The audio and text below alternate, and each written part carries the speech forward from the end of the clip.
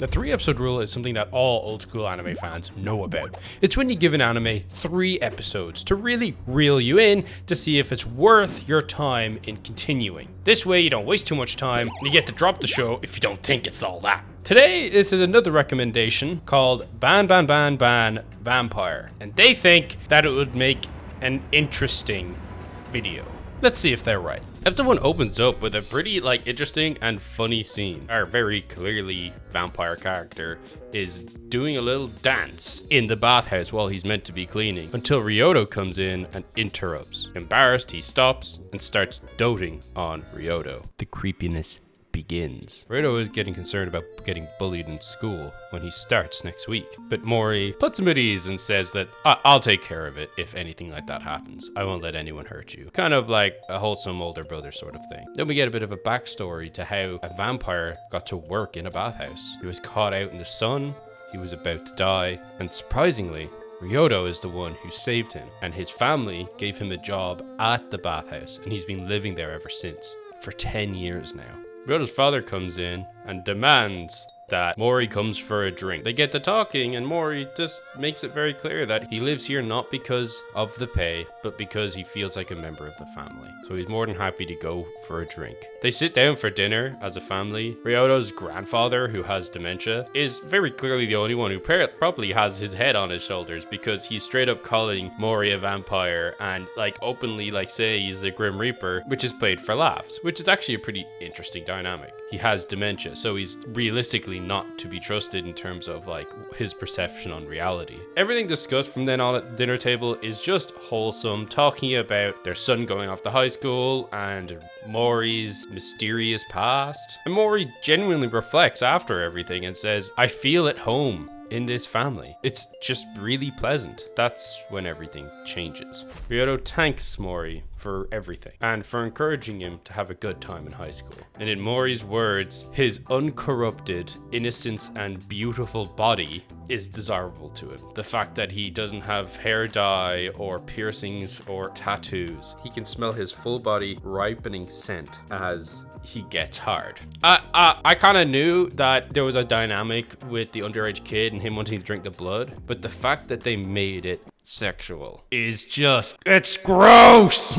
It's just so gross, and I'm telling you, it is the main theme moving forward. They lean on it so heavily. It's the entire plot of the show, and if that's something that would be a red flag for you, thank God you're a normal individual who thinks that is bad. And usually this is the part where I say hey, it's up to your own opinion, but in this regard, this isn't normal. It's icky, it's gross, it's really gross and icky, and it's gross. So narratively, if that was normal to you, the next move that the anime makes actually makes a lot of sense. They throw a spanner in the works. They throw a spanner in our protagonist, who's the vampire, in his plan. Ryoto bumps into someone on his way to school. In the traditional romance anime way, it's a girl, and he falls head over heels in love. When Ryoto gets home from school, he's ecstatic and he wants to go to Mori-san to talk about it because, well, he doesn't really understand how to deal with this situation. Mori comes across as someone who isn't really a parent, but more of an older brother, so he goes to him for help. Mori is found butt-ass naked in his bedroom.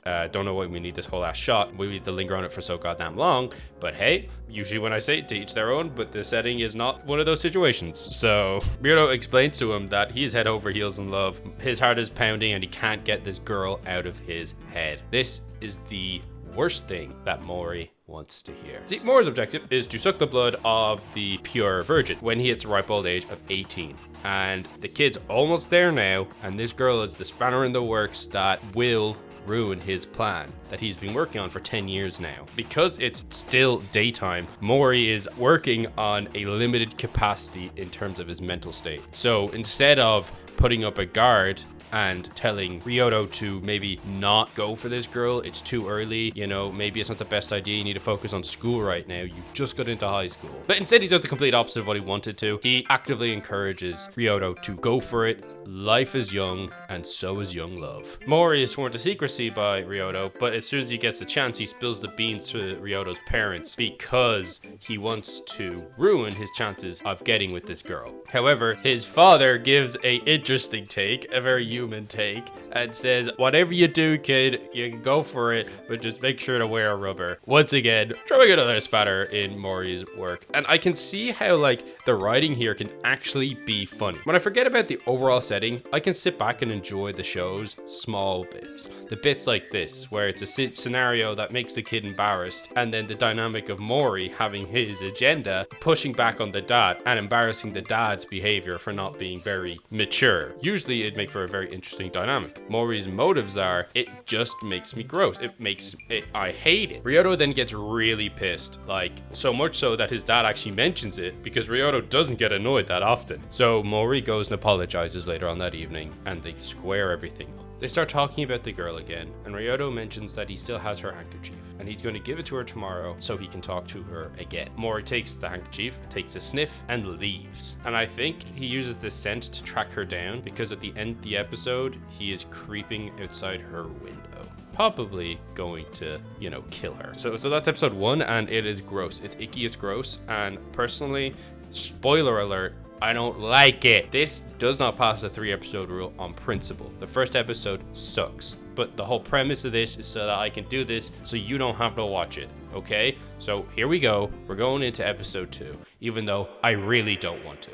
After the discussion, Maury just nopes out, okay? He doesn't want anything to do with it, okay? He gets out of there and he doesn't kill her. The next day, Ryoto and the girl meet up in the park. It's supposed to be a cute moment, but before anything can really happen, a group of bullies show up and they start harassing the couple. And Ryoto, being the stand-up guy that he is, tells them to leave the girl alone and take their anger out on him instead. And they do just that. They beat the absolute crap out of him. And you might be wondering to yourself, where is Maury during all this? Well, Maury is just watching from the sidelines in a bush, being a little creep. After the fight, the two groups move on and Maury's the only one left in the park. So he goes to buy a can of soda because apparently the tomato flavor soda like puts him at ease and makes him like chill out because he was a bit hyped up after seeing Ryoto being so selfless. But when he's going to get his soda, he is met up by the same bullies that bullied Ryoto, and he grabs their hands and basically tells them, piss off, I'll kill you. But not trying to be too violent. Despite that, he bruises and possibly breaks the kid's arm. All he did was hold it. This episode also introduced one of the most overused tropes in this kind of story, which is that the girl is in love, just not with Ryoto, but with Maury. She starts falling for him. The same vampire that's 450 years old, who's been obsessed over a teenage boy for the past 2 episodes, now has a potential new love interest. I have no idea what the writer was thinking, but I was rapidly losing my patience and my own goddamn mind while watching this show. So much so that at this point I started putting it on 1.5 speed so that I could get through it faster. There also is introduced this, what I thought was a gym teacher initially, but apparently isn't. It's just a student who is buff as hell, but he's friends with the kid who Maury broke the arm of, and people are calling him Frankenstein, and he has a single piercing, which is a bolt through his ear. So maybe there's other, mythological beings in this realm. And in episode 3, we find out that that's not the case. And I'm just so glad that we're getting to episode 3 so I can stop. By the time I reach episode 3, I'd given up any hope on Babanbabanban Vampire. And that it could redeem itself in any capacity. There was moments that I genuinely thought had character, but they were always overshadowed by the disgusting premise. Maury's out looking for his yummies, his dinner. He hasn't eaten in a while and he's famished. So much so that he almost can't help himself from sucking the blood of anyone nearby. At the same time, the girl is walking home when a creep pops up and flashes her and knocks her unconscious because of the shock.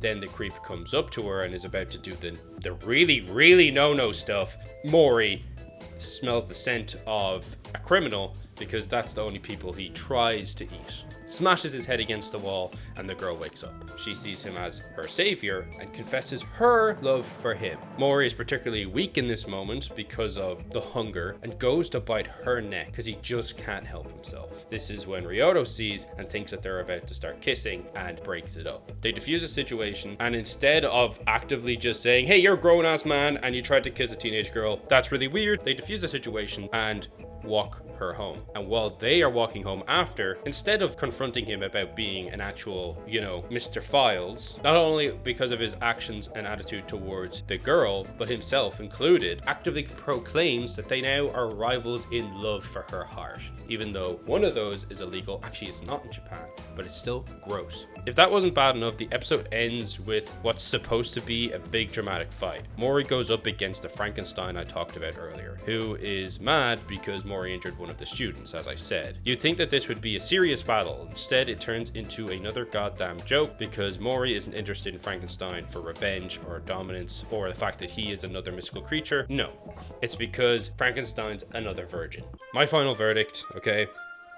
I've seen some bad anime in my time, but this takes the goddamn cake for being both the most uncomfortable and completely tone deaf I have watched. It had the potential to be a quirky vampire comedy. The writing is there and the talent is there, you can see it, but instead it became an awkward, borderline disturbing mess that doesn't seem to understand its own implications. Or maybe it does and it doesn't care. The rumor falls flat because it leans so into the uncomfortable territory. The romance, for obvious reasons, is just objectively wrong. The action, what little there is, feels like an afterthought. And the worst part, the show knows it's being weird, but keeps pushing forward like it's supposed to be charming. Does the anime pass the 3-episode rule? Absolutely not. I would not recommend this to anyone. Like, maybe if I hated someone so much and wanted them to stop talking to me, I'd tell them it's my favorite anime and that they should watch it. If you're in the mood for a vampire story, go watch Hellsing, dude. Like, that's cool as hell, and I know it's not romance in any capacity, but at least it's better than this. Final score, 1 out of 10. Get out of my face. I never want to see this ever again.